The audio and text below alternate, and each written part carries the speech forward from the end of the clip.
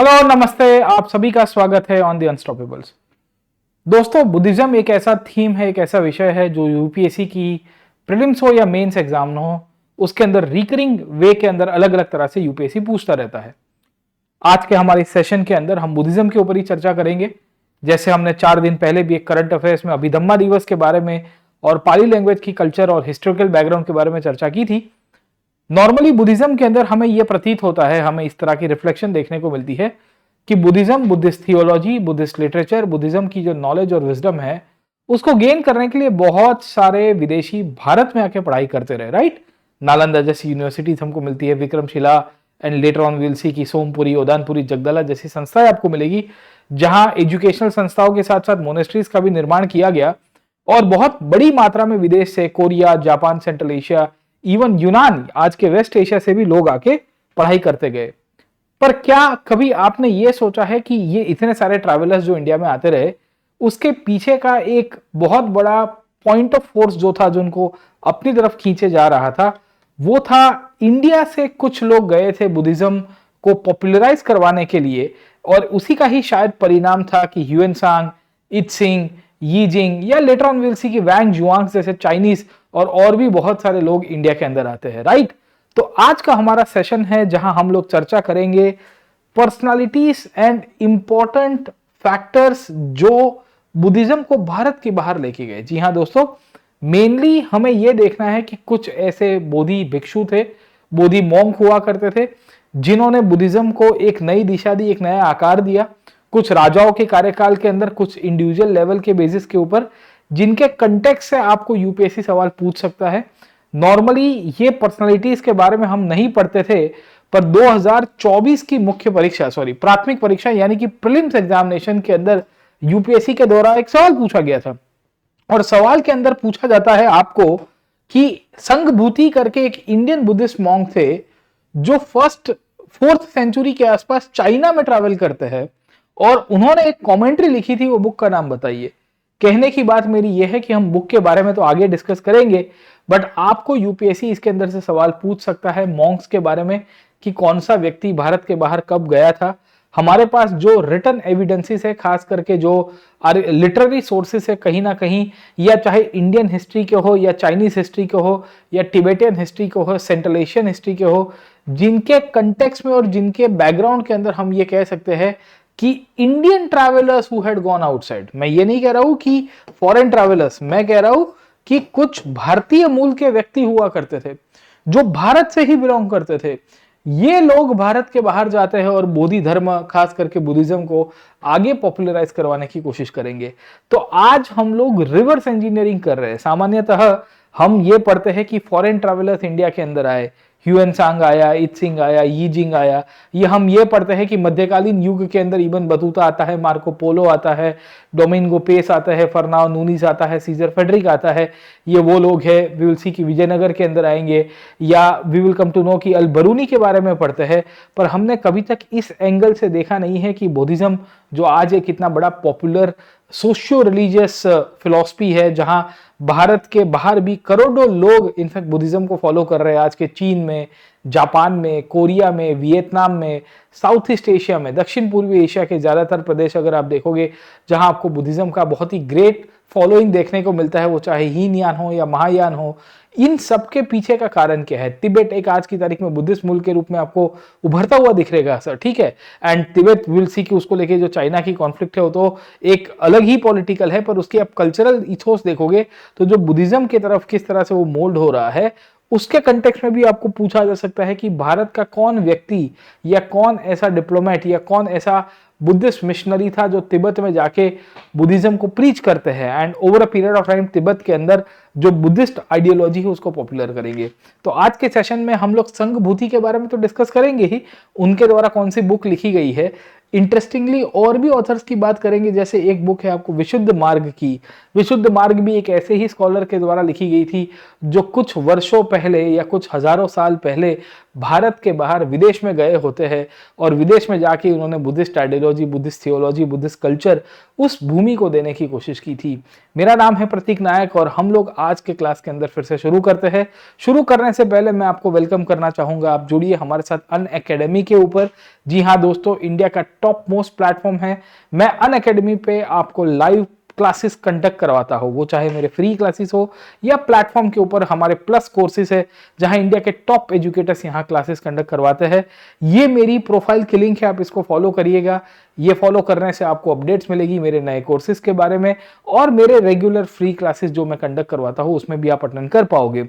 अन academy आपके लिए लेके आया है आपके यूपीएससी सिविल सर्वेंट बनने का सपना स्कॉलरशिप के माध्यम से। जी हाँ दोस्तों, आप में से बहुत सारे बच्चे ऐसे हैं जिनको ये क्वेरी रहती है कि सर प्लेटफॉर्म तो ज्वाइन करना है पर कुछ ना कुछ ऑब्स्ट्रक्शंस है। ये ऑब्स्ट्रक्शंस अन अकेडमी आपके लिए दूर करता है। हमने ये स्कॉलरशिप एग्जाम रेगुलरली कंडक्ट की है और हमने पिछले हफ्ते भी किया था। इनफैक्ट हमने नवंबर के ही फर्स्ट वीक के अंदर भी एक एग्जाम कंडक्ट की थी जहां हमने तकरीबन करोड़ों रुपए की यहाँ पे स्कॉलरशिप प्रोवाइड की है कैंडिडेट्स के लिए। अभी भी हम लोग 24 तारीख को सिविल सर्विसेज चैंपियनशिप एग्जाम ले रहे हैं जहां आपको 90% के आसपास स्कॉलरशिप मिल सकती है। डिस्क्रिप्शन बॉक्स के अंदर लिंक अवेलेबल है, जरूर से लाभ उठाइए। नई बैचेस हम लोग शुरू कर चुके हैं 15 तारीख, 12 तारीख और 11 तारीख को हिंदी, इंग्लिश और हिंग्लिश की बैच है। हिंग्लिश का मतलब यह है कि जहां आपको हिंदी और इंग्लिश दोनों में पढ़ाया जाता है। इंडिया के top educator prelims, mains, comprehensive foundation के साथ तैयारी कराएंगे, इसका लाभ उठाइएगा। ये जब सब्सक्रिप्शन ले रहे हो अन अकेडमी के अंदर तो ये कोड को यूज करना ना भूलिएगा, that is PN Live। This will fetch you maximum discount and this will help you in realizing your dream of civil services। खैर दोस्तों, आगे चलते हैं और समझने की कोशिश करते हैं कि बहुत सारे विदेशी एंशिएंट इंडिया में आए जो बुद्धिज्म की क्लास, बुद्धिज्म की आइडियोलॉजी, बुद्धिज्म का कंसेप्ट लेके भारत के बाहर गए और इन्होंने अपने वृतांत, अपनी किताबों में भी इंडिया की ग्रेटनेस के बारे में लिखा है, राइट।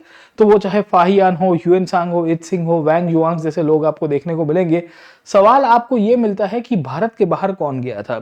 जैसे 2024 के अंदर आपको संघ भूति के ऊपर से सवाल आया कि संघ भूति सबसे पहले व्यक्ति के रूप में थे जो भारत के बाहर गए होते हैं। संघ भूति के अलावा कोई और व्यक्ति भी था जो भारत के बाहर गए हैं और उन्होंने जाके बुद्धिज्म को स्प्रेड करवाने की कोशिश की है। मुख्यतः हम लोग उसको समझने के लिए थोड़ा पहले बुद्धिज्म के कंटेक्स्ट में देखते हैं कि what is Buddhism, how the Buddhism had taken place, its shape and eventually what is the role of the Sangha। अब आप देखिए कि बुद्धिज्म की थोड़ी बहुत मैं 5-1 मिनट आपको रिवीजन करवा देता हूँ, आपको एक क्लैरिटी रह जाएगी कि गौतम बुद्ध का जन्म कहाँ पे हुआ था, राइट। कपिलावस्तु के अंदर होता है। ओवर अ पीरियड, मतलब कपिलावस्तु किंगडम में था और लुम्बिनी करके जो जगह थी वहां पे उनका जन्म हुआ, राइट, आके आज के नेपाल वाले रीजन में। शक्या वंश से बिलोंग करते थे, उन्होंने मैरिज की थी कोरिया से, जो मूलतः से उनका एक नेबरिंग स्टेट हुआ करता था। वी विल ऑल्सो फाइंड कि उनका जब जन्म हुआ तभी ऐसा कहा गया है कि भाई उनकी मदर की मृत्यु हो गई थी और उनको पाल पोस के बड़ा किया उनकी मासी ने, यानी कि मदर की सिस्टर ने। Over a period of time उनके फादर को ये किसी ने कहा था कि ये व्यक्ति बहुत ही ग्रेट बनेंगे। दो तरह से ग्रेट बन सकते हैं। क्या ये आपके जो संतान है शुद्धोधन को ये कहा गया है कि ये सिद्धार्थ जो है वो शायद संसार को छोड़ के ग्रेट बन सकते हैं या संसार को जीत के ग्रेट बन सकते हैं, यानी कि दिग्विजय, एक शासक के रूप में, राजा के रूप में, क्षत्रिय कुल के अंदर उनका जन्म हुआ था तो शायद तक वो एक साम्राज्य बना के भी महान बन सकते हैं। शुद्धोधन को जिस प्रकार की चिंता थी, डर थी, इसी का ही परिणाम था कि बुद्ध को हमेशा उन्होंने एक कंट्रोल एटमॉस्फेयर में रखा जहां उनको ये कहा गया कि इनको दुख का कभी एहसास ना हो।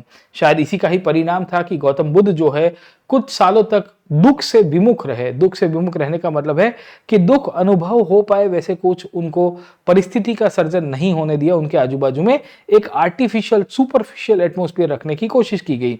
समय का पहिया आगे चलता है। सिद्धार्थ गौतम एक दफा अपने चन्ना, यानी कि अपने घोड़े और अपने कंथक घोड़ा और अपना सारथी चन्ना के साथ चल रहे थे और शायद इसी दौर के अंदर उन्होंने कुछ जीवन के सत्य देख लिए जहां उनको समझ में आया कि एक डेड बॉडी भी होती है, एक बीमार व्यक्ति भी हो सकता है, एक वी विल सी की भिक्षुक भी हो सकता है और एक ऐसा बूढ़ा व्यक्ति जिसको देख के उनको समझ में आया कि यही जीवन की वास्तविकता है। शायद इसी का ही परिणाम था कि सिद्धार्थ गौतम ने संसार छोड़ दिया और उसके बाद वो भिक्षुक के रूप में एक जगह से दूसरी जगह परिव्राजक बन के जगह से जगह घूमते रहे।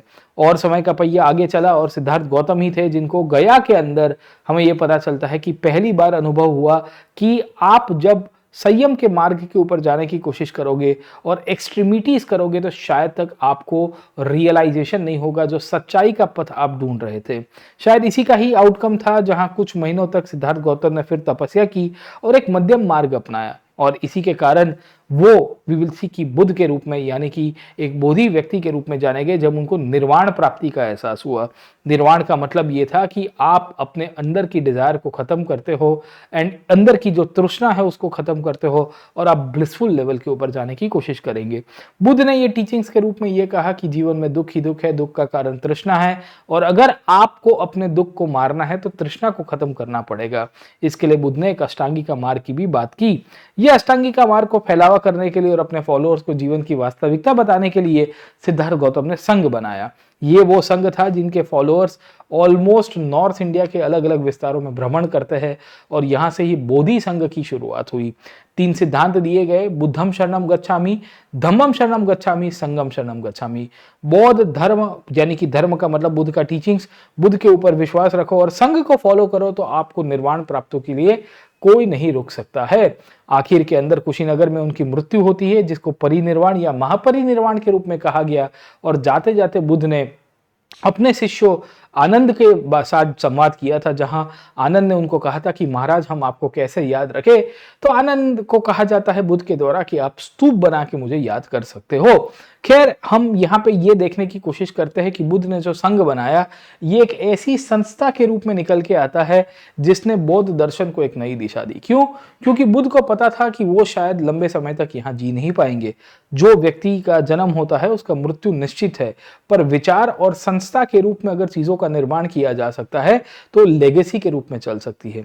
बुद्ध का यह भी मानना था कि लोगों को एक सही दिशा दिखाना उनका कर्तव्य है, उनको दुख से बाहर लाना एक कर्तव्य है। शायद इसी का ही परिणाम था कि बुद्ध ने बहुत सारे लोगों को ट्रेन किया, एक पूरी की पूरी मैं कह सकता हूं कि यूनिट बनाई जिसके थ्रू ये संघ के लोग भारत के अलग अलग विस्तार में जाते हैं और बौद्ध दर्शन देने की कोशिश करते हैं।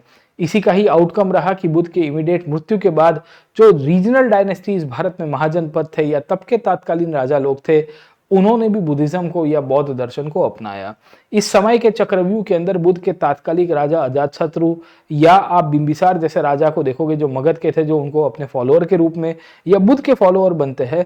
इसी के ही आउटकम में प्रसन्नजीत जैसा राजा जो कोशाल गणसंघ का राजा था या कोशाल साम्राज्य का राजा था, नहीं कि गणसंघ, वो भी बुद्ध का फॉलोअर बना। और इसी कंटिन्यूएशन में जब अशोक जैसे राजा निकल के आए, उन्होंने कहा कि मैं बौद्ध दर्शन और बौद्ध फिलॉसफी को खाली भारत तक सीमित नहीं रखूंगा, उसको भारत के बाहर भी लेके जाऊंगा। अभी तक हम ये देख रहे हैं कि बुद्धिज्म यानी कि बौद्ध फिलॉसफी के जो पूरा का पूरा दर्शन है और संघ है वो पहले भारत तक ही सीमित रहता है, यानी भारत के अलग अलग विस्तारों में ये संघ भ्रमण करता रहा, बिहार में रुकता रहा और वहां से ही विल सी की बुद्धिज्म का स्प्रेड हुआ। अजातशत्रु जैसे राजाओं ने या वी विल सी की हमें यह भी देखने को मिलता है कि काल अशोक जैसे राजाओं के समय पे बौद्ध के द्वारा या बौद्ध संघ की 2 परिषदें भी की गई जिसे first council and second council कहते हैं। पर इन परिषदों में साहित्य का निर्माण हुआ, डिस्कशंस हुए, डिबेट्स हुए, संघ के अंदर बंटवारा भी होता है, पर भारत के बाहर कैसे लेके जाना उसका संवाद नहीं होगा। भारत के बाहर बौद्ध भिक्षुओं को भेजने की जो प्रथा है वो अशोक के साथ जुड़ती है और यह कहा जाता है कि यह अशोक ही था जिसने पहली दफा आज के श्रीलंका, जी हाँ दोस्तों अगर आप नक्शा देख पा रहे हो, आज के श्रीलंका के अंदर बौद्ध भिक्षुओं की एक पूरी की पूरी फौज भेजनी शुरू की जिन्हें कहा जाता है धम्म महामंतास। जी हाँ दोस्तों, हमेशा याद रखेगा कि ये अशोक ही था जिसने ओवर पीरियड ऑफ टाइम धम्म महामंतास की अपॉइंटमेंट की। ये वो ग्रुप ऑफ ऑफिशियल्स हुआ करते थे जिनका काम था धम्म का प्रचार करना। ये धम्म अशोकन धम्म था। अशोकन धम्म का जो मूल स्पिरिट जो था, उसकी जो आइडियोलॉजी थी, वो बुद्धिस्ट धम्म के साथ सीधे सीधे कोइंसाइड भी हो रही है। इन प्रक्रिया के चक्कर में हमें यह पता चलता है कि अशोक ने धम्म पॉलिसी के थ्रू बुद्धिज्म को पॉपुलराइज किया और अपने 2 संतानों को भारत के बाहर श्रीलंका के अंदर भेजता है। इन दोनों का नाम याद रखेगा, एक का नाम है संघमित्रा जो उनकी डॉटर हुआ करती थी और दूसरे का नाम है महिंद्रा या महिंदा के रूप में हम लोग कहते हैं जो अशोक के बेटे हुआ करते थे। इन दोनों को भारत के बाहर भेजा गया। ऐसा कहता है कि अशोक ने श्रीलंका और आज की स्वर्ण भूमि यानी कि दक्षिण पूर्वी एशिया का जो गेटवे है बर्मा यानी कि म्यांमार तक भी उन्होंने बौद्ध भिक्षुओं को भेजा था। हमारे लिए यहां से दो नाम इंपॉर्टेंट हो जाते हैं जब लंका की हम लोग बात करेंगे, जहां संघमित्रा और महिंद्रा को भेजा गया। इंक्लूडिंग अशोक ने सैकड़ों रॉक एडिक्ट इश्यू किए। मेजर रॉक एडिक्ट नंबर 13 है अशोक के, टोटल 14 रॉक एडिक्ट है अगर आपको पता होगा। उसमें जो मेजर रॉक एडिक्ट नंबर 13 है उसमें अशोक ने धम्म विजय की बात की है, जिसमें अशोक ये कहता है कि मैंने धम्म के एम्बेसडर्स को भेज के भारत के बाहर आज के दक्षिण पूर्वी एशिया, आज का दक्षिण एशिया और इंक्लूडिंग वेस्ट एशिया यानी कि ग्रीस, साइप्रस, सीरिया और इजिप्ट तक के प्रदेशों में मैंने धम्म महामंत्रास को भेज के एक बौद्ध भिक्षु और बौद्ध दर्शन देने की शुरुआत की है। तो इससे समझ में आ रहा है कि एक दौर ऐसा भी निकल के आया जहां अशोक ने सैकड़ों पर्सनालिटीज को भेजा। हमारे लिए अभी दो नाम इंपॉर्टेंट हो गए हैं, एक संघमित्रा और महिंद्रा, जिनके कंटेक्स्ट से आपको पूछा जा सकता है कि इनमें से कौन पर्सनालिटीज थे जिन्होंने बुद्धिज्म को श्रीलंका में चलाया। इनफैक्ट ये लोग बुद्धिज्म अकेले को नहीं लेके गए, ये बुद्धिस्ट लिटरेचर को भी लेके जाते हैं। इस समय तक आते आते अशोक ने त्रिपिटक का सर्जन कराया था, the 3 books of Buddhism, right, जो पाली लिटरेचर का बहुत ही इंटीग्रल पार्ट है। त्रिपिटक की पहली दो किताब है विनय पिटक और सुत्त पिटक, वो तो अजातशत्रु के कार्यकाल में ही बना दी जाती है। जी हाँ, वही अजातशत्रु जिसने फर्स्ट बुद्धिस्ट काउंसिल कराया था समवेयर इन 483 बीसी जब बुद्धा की मृत्यु हुई है। इस साल के बाद अशोक ने जब थर्ड बुद्धिस्ट काउंसिल कराया तब उसने थर्ड पिटक अभिधम पिटक का सर्जन किया। ये वही अभिधम पिटक है जिसके बेसिस के ऊपर से त्रिपिटक का सर्जन किया गया और वो आइडियाज को श्रीलंका में लेके लाया जाता है। आपको जानकारी होगी श्रीलंका के अंदर पाली एक बहुत ही पॉपुलर लैंग्वेज एक टाइम के ऊपर हुआ करती थी और पाली का ही एक वेरिएंट है जिसे हम लोग कहते हैं ईलू, ELU, ईलू, वो भी वहां से निकल के आया। आज की जो सिन्हालिस भाषा है, सिन्हालिस यानी कि श्रीलंका की बोलने वाली वहां की ज्यादातर प्रजा की जो राजभाषा है, उसका उद्भव मूलतः से अशोक और अशोक के द्वारा भेजे गए धम्म महामंत्रास के साथ जुड़ा हुआ है, राइट। तो हमेशा याद रखेगा कि ये व्यक्ति खाली व्यक्ति के रूप में नहीं जाते हैं, ये दर्शन, भाषा, कल्चर, संस्कृति सब कुछ लेके जाएंगे। श्रीलंका के अंदर आज के दौर के अंदर हीनयान हो या महायान हो, कोई भी प्रकार की बुद्धिस्ट ट्रेडिशंस की जिस प्रकार से फॉलोअर्स बढ़े हैं उसके पीछे अशोक का योगदान हमें जरूर से मिलेगा। अलग से आपको सवाल पूछा जा सकता है कि अशोक की कंट्रीब्यूशन क्या है, इसके ऊपर आगे कभी चर्चा करेंगे। आज हम लोग आगे बढ़ते हैं और अशोक के द्वारा ये दो नामों के कंटेक्स्ट में देखेंगे।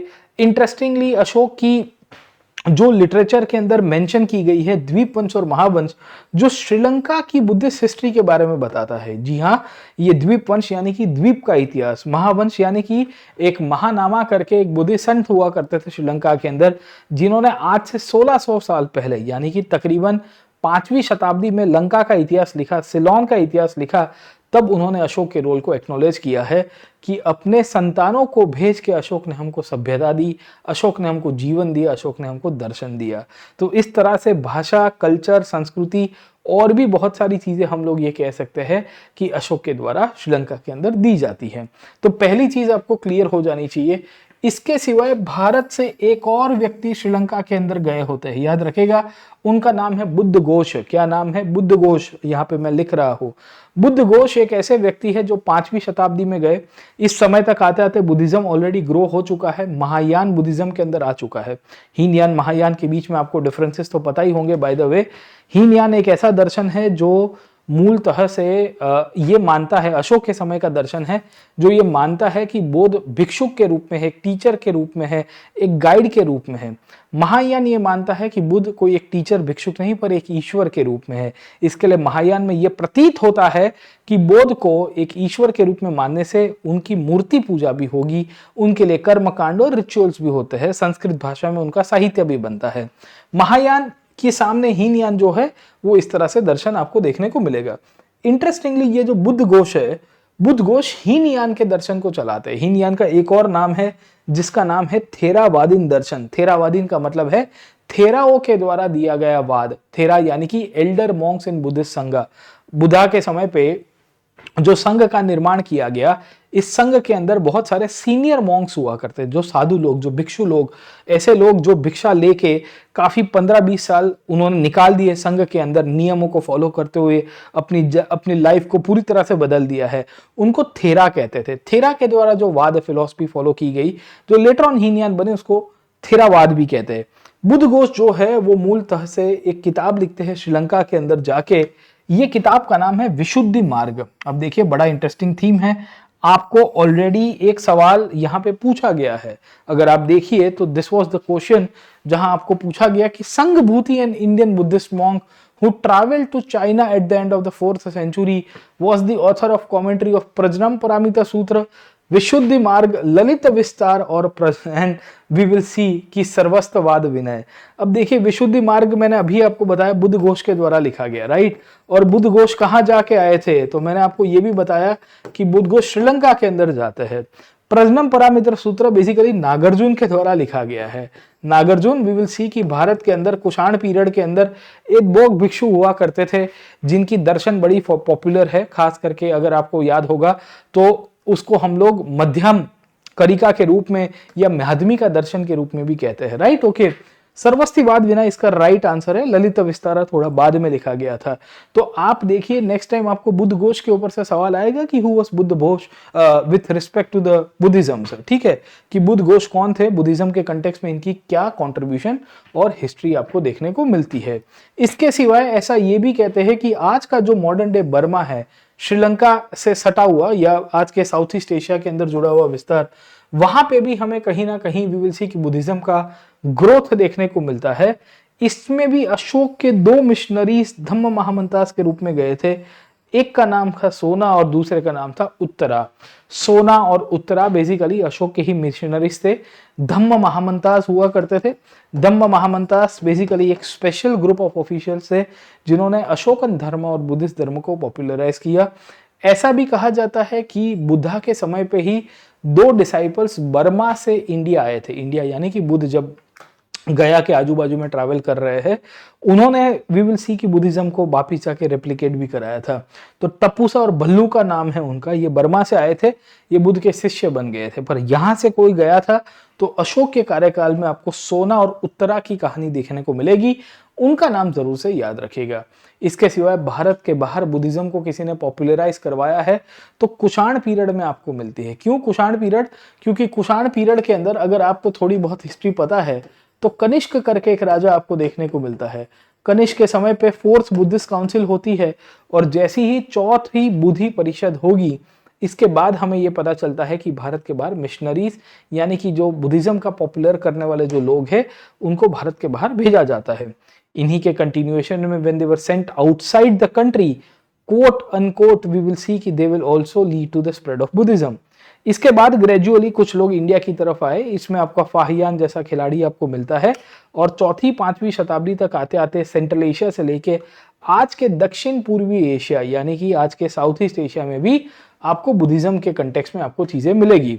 ये बुद्धिज्म के कंटेक्स्ट में हमें नाम क्लियर हो जाना चाहिए कि काफी लोगों को भेजा गया था। तो कुषाण बेसिकली यूची डायनेस्टी के साथ चाइना के अंदर एक्सचेंजेस करते हैं। इस दौर के अंदर over a period of time Tang dynasties आई। तैंग डायनेस्टी विल सी कि चाइना में ऐसा कहते हैं कि somewhere in the Gupta period के कंटेम्प्रेरी आपको हो जाएगी। इस समय तक आते आते यहाँ बड़ी मात्रा में बुद्धिस्ट स्कूल्स निकल के आ चुकी थी। चाइना के अलग अलग विस्तार में बौद्ध संप्रदायों का निर्माण होना शुरू हो चुका था और ये दर्शाता है कि बहुत सारे मॉन्क्स और नन्स जो इंडिया आके गए थे या इंडिया से कोई व्यक्ति गया था जिसने जाके वी विल सी कि एक्सचेंजेस के रूप में बुद्धिज्म को वहां पे पॉपुलराइज कराया, राइट। खास करके 2 लोगों का नाम याद रखेगा।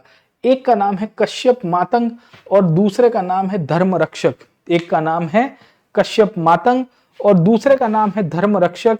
Both were very much instrumental in spreading of Buddhism in China. Kashyap Matang ऐसा कहते हैं कि मोस्ट प्रोबेबली कनिष्क के ट्रांजिशन वाले पीरियड में गए होते हैं और धर्मरक्ष भी उसी पीरियड में आपको मिलेंगे, कनिष्क से लेके कुषाणों के ट्रांजिशन तक, राइट। ओके, तो हम जब इतिहास के अंदर बुद्धिज्म की बात करेंगे, when we try to understand about Buddhism and Buddhist names, तो we should be aware about how Buddhism was popular. In fact China जो सेंट्रल एशिया वाला जो रूट है वो कनिष्क ने कैप्चर करके रखा था। क्यों कैप्चर करके रखा था? तो उस टाइम पे अखंड भारत था, राइट। तो बिकॉज ये जो अखंड भारत वाला जो विस्तार है वो वी विल सी कि कुषाणों के अंडर में था, और वहां से जो व्यापार हो रहा है उसको पूरी तरह से भारत के बाहर विल सी की ट्रांजिशन में कोई लेके गया, तो ये कुषाण ही थे सर, ठीक है। तो हमें ये क्लैरिटी होनी चाहिए कि बहुत लोगों को भारत के बाहर भेजा जाता है। इसमें कश्यप मातंग धर्मरक्षक का नाम याद रखेगा। इसके सिवाय मैंने आपको बताया और नामों में आपको याद रखने हैं संघभूति। संघभूति ने एक किताब लिखी थी सर्वस्तिवाद विनय। सर्वस्तिवाद विनय का मतलब है कि एक फिलॉसफी है बुद्धिज्म में जिसे हम लोग कहते हैं सर्वस्तिवादीन। सर्वस्तिवादीन फिलॉसफी अगर आपको थोड़ी बहुत आइडिया होगी, जो बुद्ध के दर्शन से भी थोड़ा विपरीत चलता है। सर्वस्तिवादीन का ये मानना है कि सर्व अस्थि जो है वो वैसा का वैसा ही एग्जिस्ट करता है, कोई चीज बदलती नहीं है। वेरस बुद्ध ने क्या कहा था? Everything is transient in nature. तो सर्वस्तिवादी विनय जो उसके रूल्स रेगुलेशन है संघ के, उसके ऊपर ये टेक्स्ट लिखी गई थी। ये भी चाइना में जाते हैं 4th सेंचुरी में, गुप्ता पीरियड के अंदर। इसके सिवाय वी विल फाइंड कि आपको एक और मॉन्क देखने को मिलते हैं, पुण्यत्रत। पुण्यत्रत के बारे में भी ऐसा कहते हैं कि वो भी वी विल सी कि भारत के बाहर गए, एंड वी विल सी कि वो भी सेंट्रल एशिया से होके over a period of time China जाते हैं, और चाइना में जाके वी विल सी कि बुद्धिज्म को स्प्रेड करवाने की कोशिश करेंगे। पुण्यत्रत के साथ आपको एक और नाम आपको यहां से देखने को मिलेगा, उनका नाम है धर्मयश। धर्मयश, प्लीज रिमेंबर दिस नेम्स। अब मैं आपको इसके अंदर कंसेप्ट एक हद से ज्यादा नहीं बता पाऊंगा क्योंकि ये नाम आपको याद रखने हैं। पुण्यत्रत, धर्मयश।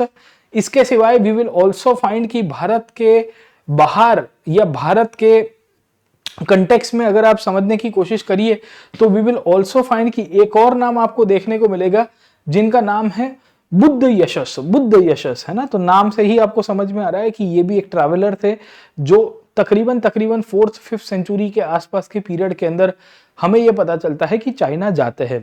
कुछ लोग कश्मीर से सेंट्रल एशिया के रूट से जाएंगे, कुछ साउथ ईस्ट एशिया से होके जाएंगे। साउथ ईस्ट एशिया से कैसे जाएंगे? तो हमेशा याद रखेगा कि this was actually the traditional route which was taken by them, and eventually ये लोग चाइना की तरफ जाते हैं सर, ठीक है। इसके सिवाय इंटरेस्टिंगली एक और ट्रैवलर का नाम देखने को मिलता है जिनका नाम है Gunavarman. Please remember this part. Gunavarman एक ऐसे ट्रैवलर हुआ करते थे जो 5th सेंचुरी में गुप्ता पीरियड के अंदर ही चाइना गए होते हैं, पर वो आज से श्रीलंका गए, श्रीलंका से जावा की तरफ गए, यानी कि दक्षिण पूर्वी एशिया में।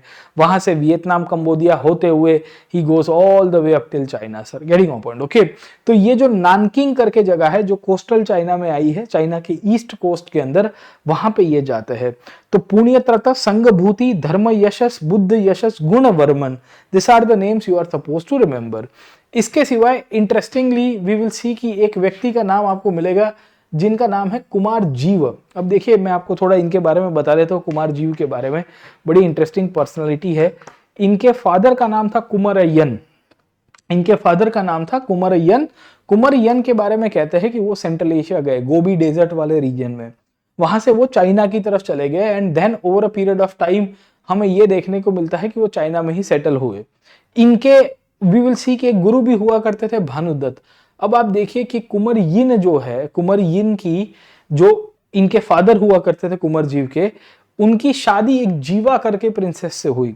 किसकी? कुमरयन की। कुमरयन नाम है इनके फादर का। कुमरयन की शादी जीवा करके प्रिंसेस के साथ हुई। तो लेटर ऑन कुमारयन की शादी जब जीवा करके एक प्रिंसेस के साथ हुई तो कुमारयन और जीवा ने दोनों ने मिलकर अपने संतान का नाम दिया कुमार जीव। समझे कि नहीं समझे? कुमार जीव के लिए ऐसा कहा जा सकता है कि कुमार जीव एक ऐसे खिलाड़ी हुआ करते थे, एक ऐसे बुद्धिस्ट मॉन्क थे जो सेंट्रल एशिया में ऑलरेडी प्रेजेंट थे, मतलब वो गोबी डेजर्ट वाले रीजन में प्रेजेंट थे। चाइनीज उनको अपनी तरफ बुलाते हैं कि आप आइए, हमें ज्ञान दीजिए, हमें विजडम दीजिए, और इसके कारण विल सी कि वो वहां पे ही रुक जाते हैं। तो इनके फादर एक्चुअली माइग्रेट हुए थे। ये 2nd जनरेशन बुद्धिस्ट मॉन्क है। तकरीबन गुप्ता पीरियड में 5th सेंचुरी के अंदर आपको ये कहानी देखने को मिलेगी sir, getting on point, okay. तो वी विल फाइंड कि इनकी थीम आपको क्लियर हो जानी चाहिए कि कुमार जी खासगर में थे, वहां से फिर टैंग डायनेस्टी उनको बुलाती है एंड वी विल सी कि इन्होंने फिर और टेक्स्ट का ट्रांसलेशन किया। एक ट्रांसलेशन है प्रजनम पारमिता सूत्र का। प्रजनम पारमिता सूत्र, that is the book of wisdom, originally written by Nagarjuna, but it became very popular by the 4th-5th century, जो चाइना के अंदर भी चलती है, राइट। कुमार जीव के साथ आपको एक और खिलाड़ी देखने को मिलेंगे जो ट्रैवलर के रूप में विल सी की बोधि भिक्षु के रूप में जाते हैं। उनका नाम है विमलक्ष। क्या नाम है? विमलक्ष। ये भी एक कश्मीरी मॉन्क हुआ करते थे और ये कहते हैं कि ये भी कुमार जीव को मिले थे। कुमार जीव के फादर का नाम मैंने आपको बता दिया, कुमार यन। और कुमार यन के बारे में ऐसा कहते हैं कि उन्होंने एक जीवा करके सेंट्रल एशिया की प्रिंसेस से उनके साथ शादी की। तो कुमार यन का कुमार और जीवा का जीव, ये फादर मदर ने मिलकर अपने संतान को नाम दिया कुमार जीव से, ठीक है। तो इस तरह की कहानी है। विमलक्ष है, कुमार जीव है, ये सब नाम आपको क्लियर हो जाने चाहिए। Other than this 7th, 5th, 6th, 7th century के बीच में और भी लोग आपको भारत से जाते हुए चाइना की तरफ देखने को मिलेंगे। जैसे कि वी विल सी कि एक नाम आपको मिलता है परामर्थ करके बुद्धिस्ट स्कॉलर का। अब परामर्थ की कंट्रीब्यूशन क्या है? तो ऐसा कहते हैं कि ये उज्जैन से बिलोंग करते थे। वी विल फाइंड कि ये भी गुप्ता पीरियड के समय पे ही हमें ये देखने को मिलता है कि भारत के बाहर गए होते हैं। गुप्ता पीरियड तक आते आते नालंदा की स्थापना करवा दी है by none other than a king called as Kumar Gupta. And we will see कि इसके कारण बहुत बड़ी मात्रा के अंदर हमें ये पता चलता है कि चाइनीज डिप्लोमेट्स और चाइनीज बुद्धिस्ट मिशनरीज इंडिया की तरफ भी आएंगे।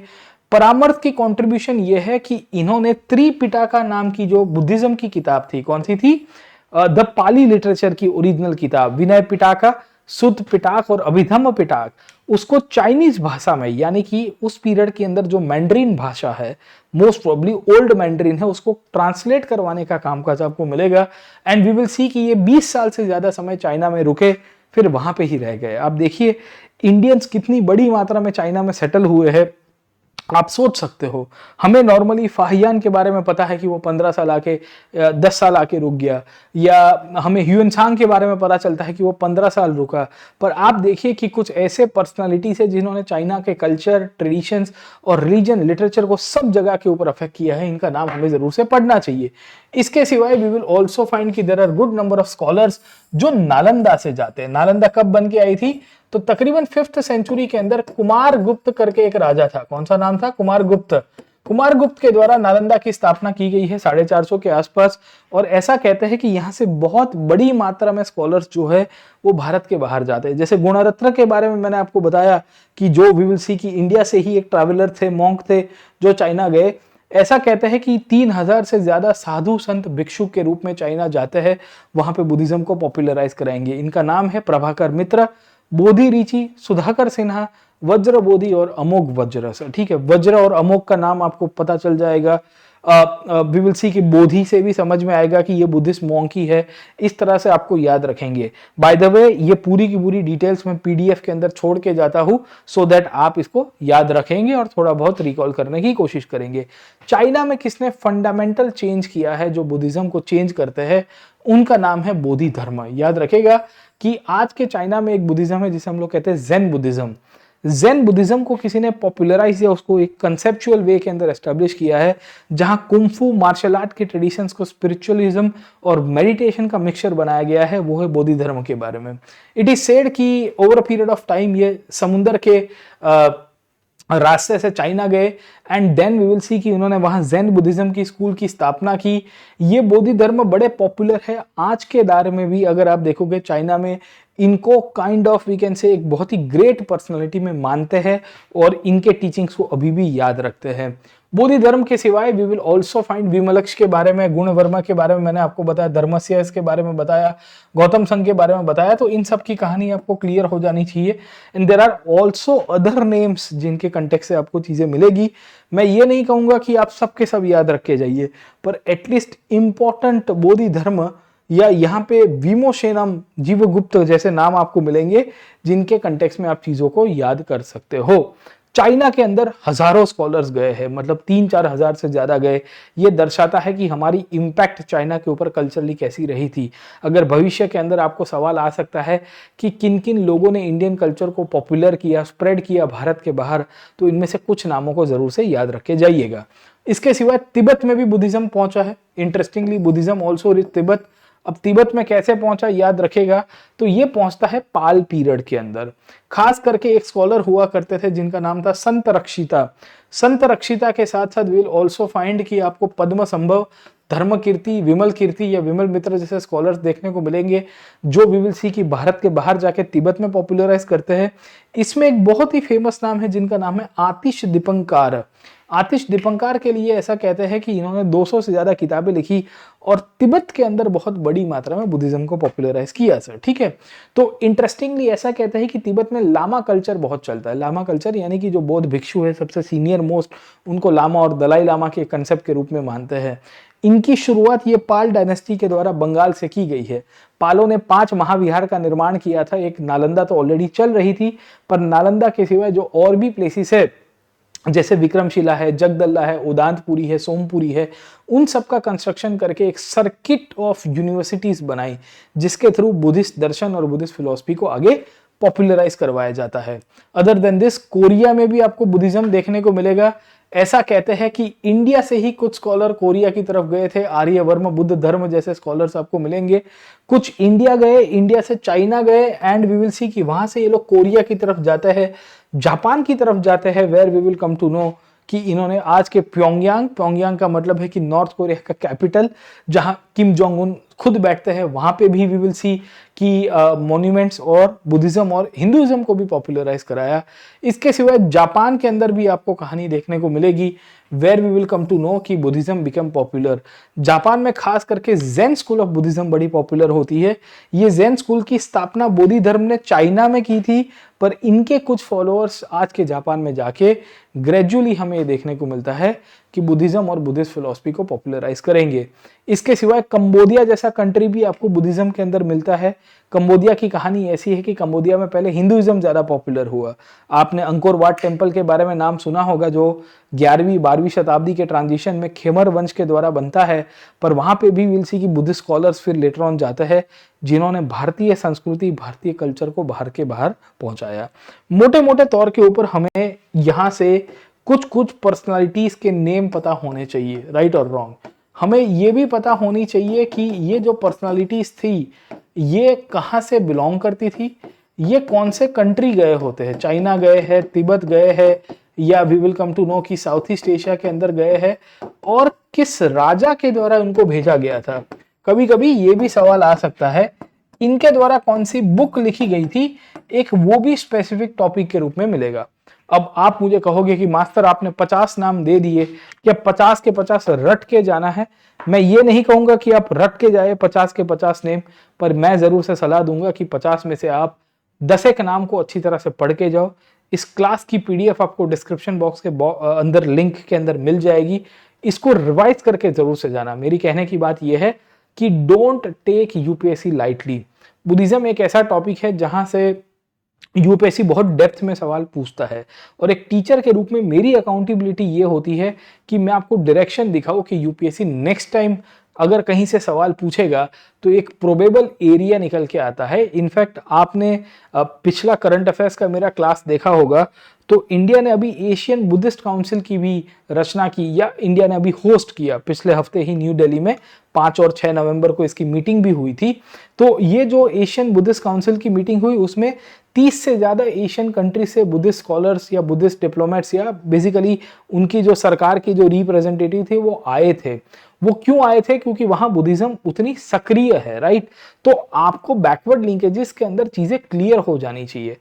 मेरा इंटेंशन आपको डराने का नहीं है, मेरा इंटेंशन आपको डायरेक्शन दिखाना है। बाकी द चॉइस इज योर्स। आप बड़े वाइज हो, मुझे पता है कि आप बोधि बनने के मार्ग के ऊपर जा रहे हो।